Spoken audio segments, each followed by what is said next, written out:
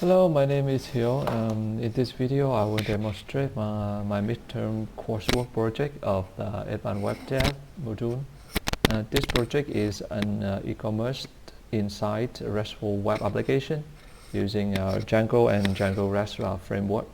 In the next 5 minutes, I will show how to set up the application, introduce the dataset and database design, load the dataset, run unit tests, and finally demonstrate the endpoint.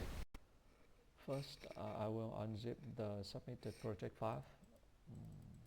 At the project root contains the Django project ecom inside.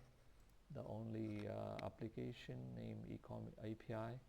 A data folder contains the CSV subset data, the database file, the loading script file, the Django manage file, the database output file, the requirement package file, and also the building subset script file.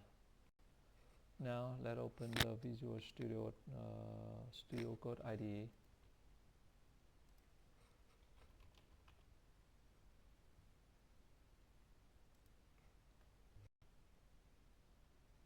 Next, I will activate the virtual environment.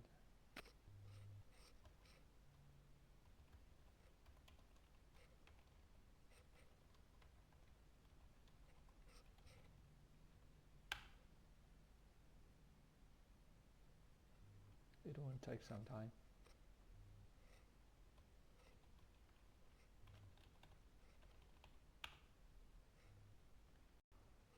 Then I will install all the requirement packet.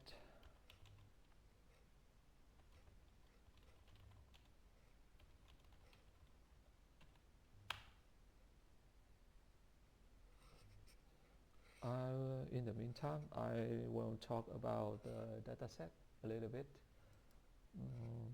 The chosen dataset represents a real-world e-commerce transactions, including customer data, order item, order payment, order reviews, products category, products, and sellers.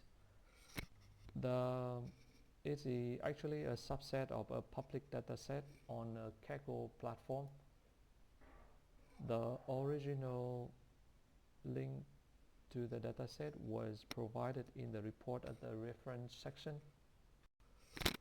The database design follows a relational design. You can see in this diagram here will provide on the original dataset where customer can place multiple order. Each order can contain multiple items and each item referenced a product and sellers.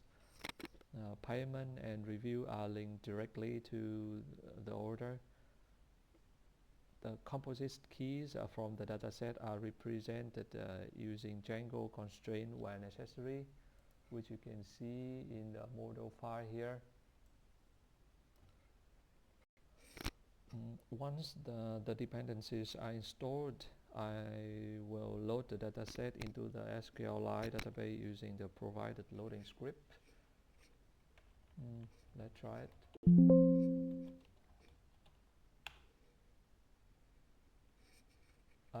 As you can see here, the total number inserted record align with the requirement under 10,000 record.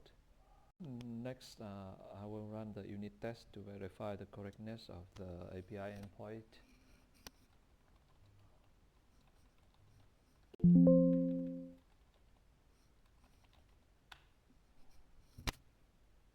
Okay, as you can see here, all the tests are passed.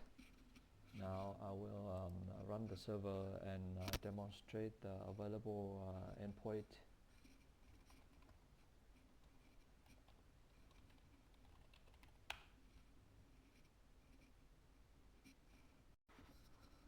Okay, the server is started. Now I will demonstrate the available REST API endpoint using a web browser. The REST endpoints focus on providing e-commerce insight, and some of them are demonstrate full CRUD functionality with validation and serialization. I will go through one by one.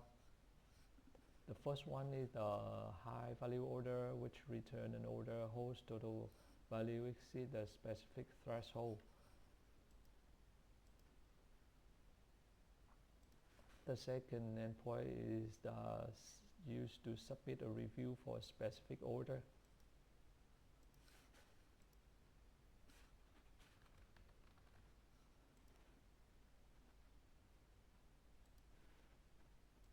The third endpoint lists all the review associated with a given order ID.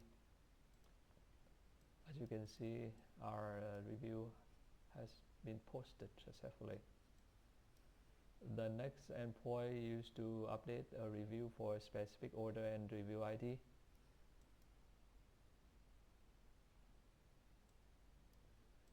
The next endpoint used to delete a specific order and review ID.